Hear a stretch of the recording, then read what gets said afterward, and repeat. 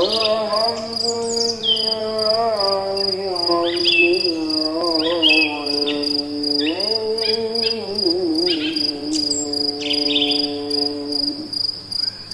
Ustadz mengatasi anak yang kurang suka makan buah dan sayur? Nah, bagaimana Ustadz? Tafadhol. Kalau Bismillah, jadi kalau saya sih pakai otoriter. Kalau saya paksa Bu Pak. Ya, saya anak-anak saya itu saya paksain. Jadi kalau bicara buah atau sayur makan. Kalau makan tak pelototin gitu kan. Dan ternyata it works gitu kan. Ternyata berhasil. Jadi minimal ada sayur atau buah-buahan yang bisa masuk ke tubuh mereka, yang kita sebagai orang tua harus dipaksain. Madu anak saya tuh dari awal kecil ya, kalau dia batuk pilek atau apa gitu, saya buka kapsul habatus sauda itu, saya masukin dalam mangkok kecil atau gelas kecil, saya campurin madu, saya ojrokin ke mulutnya, habis itu suruh minum dia. Ya, jadi kita paksain. Memang kalau bicara tentang paksa itu yang pertama. Yang kedua, fasilitasi di rumah dengan cara ya Anda perbanyaklah sayur dan buah-buahan, berbagai macam warna, berbagai macam rasa. Nanti lama-lama mereka kepo juga gitu kan, dan ngerti dengan rasa itu. Kayak tadi pagi saya kemarin iseng gitu kan, bukan iseng, pas lagi di supermarket lihat ada kiwi gitu kan, ada kiwi ya, bukan saya penggemar kiwi, bukan, itu kan buah impor, tapi saya kepo aja gitu, kok ada kiwi warna merah gitu kan, kiwi warna merah, dia judulnya red kiwi gitu kan. Saya belilah ada 4-5 butir gitu kan, 5 buah gitu. Ya tadi pagi saya makan gitu, kemudian saya cobain ke anaknya, ada kiwi nih enak manis gitu kan. Dia coba, asam, dia nggak suka, tapi rasa itu sudah masuk ke mulutnya dia, karena emang buahnya kan ada, disiapin sama kita. Kemudian tadi pagi juga saya dekat rumah saya itu ada yang jual kueni ya. Kueni itu nggak tahu bahasa kampung sini apa. Kueni apa? Bukan kueni buah mangga yang wangi itu loh. Enggak Dok. Hah? Mangga Indramayu Ustaz? Bukan mangga Indramayu, malah jauh. Mangga ini mangga wangi itu loh. Mangga macan. Iya, mangga kueni ada Dok. Mangga kueni ya, ini moderator nggak tahu. Mangganya mangga kueni apa ya? Bukan mangga kueni, bilang aja mangga kueni. Kueni betul. Iya, mangga kueni namanya. Kuini. Hah? Kuini deh Dok. Iya deh, pokoknya itulah. Udah bacang kayaknya Dok. Bukan bacang main lagi. Kayak gitu. Yang beda. Pokoknya kue ini aja, mangga kue ini saya. Ya pokoknya itulah, nanti coba cari lah, pokoknya wangi tuh mangga. Jadi subhanallah saya. Wangi-wangi ya.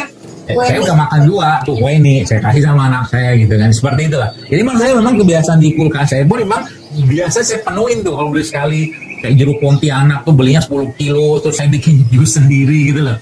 Nah gini Pak, Bu, Masya Allah, saya kadang-kadang dengar teman-teman yang jual buah gitu ya, itu mereka datang ke Kramat Jati itu, aduh mesake gitu kalau bahasa Jawanya gitu ya, itu buah kan turah-turah dibuang-buang, padahal itu kalau dikelola ya menggunakan saya pernah ajarkan tuh caranya, ekoenzim, plastik enzim, itu jadi probiotik semua loh misalnya, baik dagingnya, baik buahnya, daripada buah dibuang pakai traktor, subhanallah ya.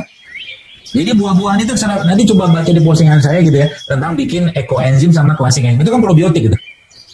Pakai dagingnya atau pakai kulitnya. Jadi dagingnya nanti bisa dibikin buat campuran cuci piring, cuci lantai, segala macam, sabun pun kita bisa campur pakai itu bakteri itu ya, bakteri baik.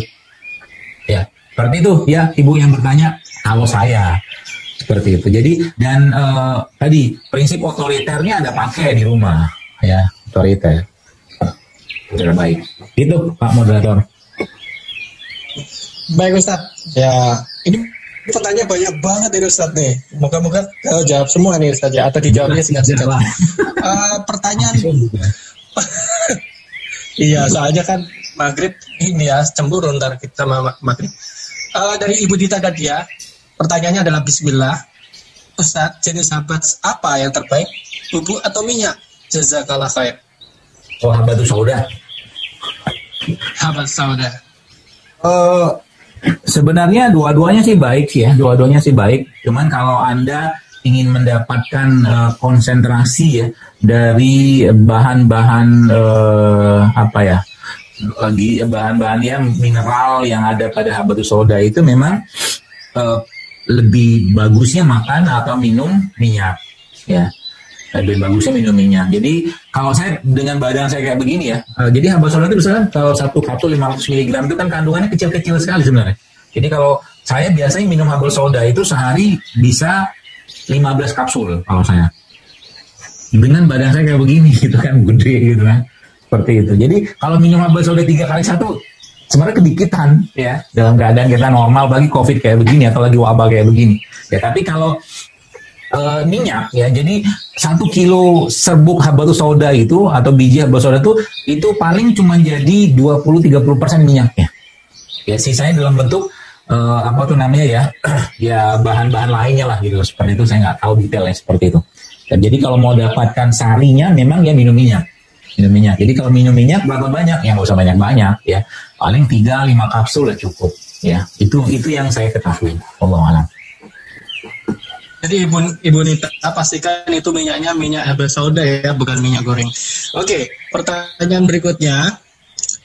Ini dari Ibu Nelvi. Assalamualaikum Ustaz, mohon info makanan dan suplemen apa yang baik untuk memperbaiki otak anak yang autis? Oh, anak yang autis ya.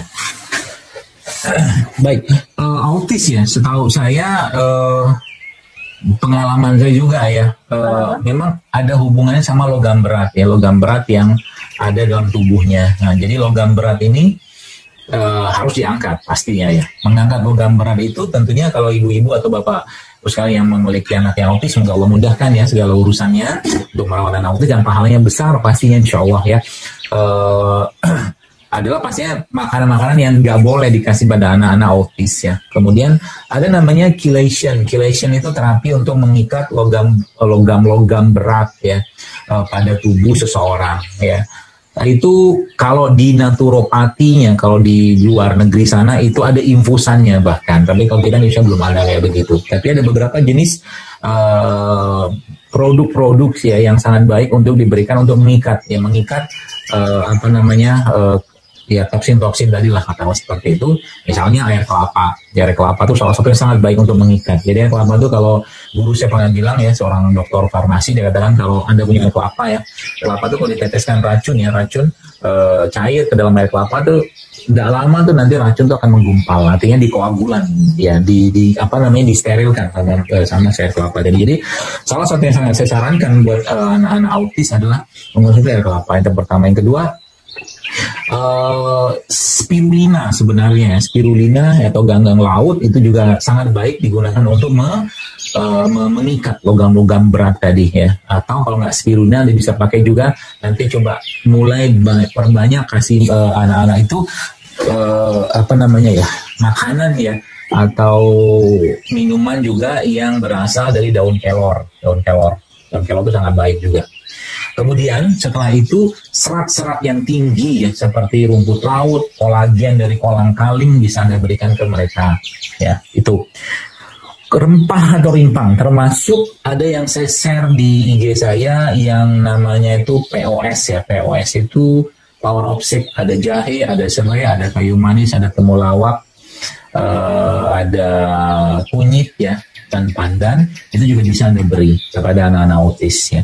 Termasuk juga probiotik, berikan probiotik ya. Berikan pada anak probiotik, ada anak-anak autis itu probiotik itu sangat baik untuk memperbaiki, karena biasanya anak-anak autis itu ada masalah di pencernaannya. Kemudian selanjutnya kalau diceritakan panjangnya ampun ya. Kemudian rutinkan untuk berbekam dan diruqyah kalau memungkinkan.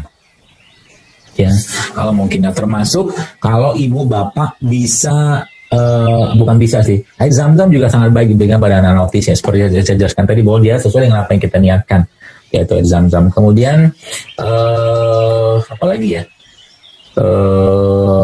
Ya itu ya. Salah beberapanya sih. Ya, jadi yang bisa Anda lakukan untuk memperbaiki anak-anak autis. Demikian mungkin, wallahu a'lam bishawab. Terima kasih Ustadz. Saya bacakan kembali pertanyaan berikutnya. Oke. Mana yang lebih baik Ustadz? Donor darah atau bekam? Mohon pencerahannya. Sudah jelas ini. Baik, bismillah. Jadi nggak sama ya donor darah sama bekam ya. Jauh banget, itu langit sama bumi itu ceritanya. Jadi kalau donor darah, kita mengambil darah dari vena, ya, dengan sejumlah darah, biasanya kan berapa cc itu, saya nggak tahu, 150 atau 100 cc, saya lupa lah saya. Kurang lebih kayak begitu, kata 200 cc lah gitu kan, saya nggak tahu. Kalau bekam, itu ngambil darahnya bukan di vena, tapi di kapiler, khususnya di daerah interstisial gitu kan. Jadi sebenarnya ya dari dua tempat itu udah beda. Yang pertama itu, yang kedua proses atau mekanisme yang terjadi pada bekam dan donor darah itu sama sekali beda. Jadi kalau bekam itu meningkatkan inflamasi yang pada akhirnya akan meningkatkan imunitas seseorang, ya, itu bekam. Bukan hanya imunitas sih, kalau ada yang baca postingan saya itu juga, saya kemarin sempat Zoom webinar dengan beberapa teman-teman yang sudah melakukan penelitian tentang bekam, teman-teman dokter gitu kan, itu bahkan beberapa spesialis gitu kan, itu hasilnya Masya Allah luar biasa, spektakuler bekam itu sekarang ya. Jadi mulailah rutinkan untuk berbekam setiap bulan, sebagaimana anjuran dari Nabi kita SAW. Jadi berarti kalau donor darah efeknya apa ya? Efeknya menolong orang gitu kan, tapi secara tubuh saya nggak tahu gitu kan. Tapi kalau bekam itu secara tubuh, secara manfaat ke tubuhnya sangat banyak, mulai dari tensi, tekanan darah, kemudian sistem imun, ya bahkan ada salah satu ya, sahabat saya juga, guru saya juga, dia seorang pembekam senior, itu hidrosefalus pun, tapi bukan di kepalanya, itu ternyata ketika dibekam dengan benar itu bisa sangat memperbaiki atau mengurangi hidrosefalusnya. Itu banyak sekali dosen manfaatnya. Jadi bagi yang sudah berdonor darah, coba Anda, donor darah bagus ya, dia bagian dari menolong orang, bantu orang, tapi bekam ya juga sangat baik ya, karena dia merupakan bagian dari sunnah Nabi SAW. Demikian. Kalau fasdu bagaimana Ustaz? Fasdu, kalau fasdu saya pribadi sampai detik ini ya belum menemukan mekanisme kerjanya ya. Caranya kalau fasdu sama donor mungkin mirip-mirip, karena fasdu itu mereka menginsisi ya, atau venaseksi kalau mungkin bahasa kita itu di daerah vena gitu kan. Jadi secara mekanismenya kerjanya saya nggak tahu, makanya saya pribadi tidak menyarankan. Jadi kalau Anda pengen fasdu, mendingan donor darah sekalian gitu kan. Nah, itu yang pertama. Yang kedua, kalau dibilang antara fasdu sama bekam bagusan mana? Kalau saya sih bekam ya, karena memang bagi saya pribadi indikasi fasdu itu yang saya tahu ya, terlepas mungkin ada yang lebih punya pemahaman lain ya silakan saja, itu lebih ke arah ke polisitemia. Polisitemia itu kelebihan sel darah merah. Kalau kekurangan darahnya kan anemia, tapi kalau kelebihan namanya polisitemia. Itu indikasi yang lebih cocok untuk melakukan fasdu ya. Makanya tadi katakan tadi ya mendingan donor darah gitu kan. Tapi kalau mau kerjakan silakan saja, tapi ingat catatannya fasdu itu punya resiko yang besar ya.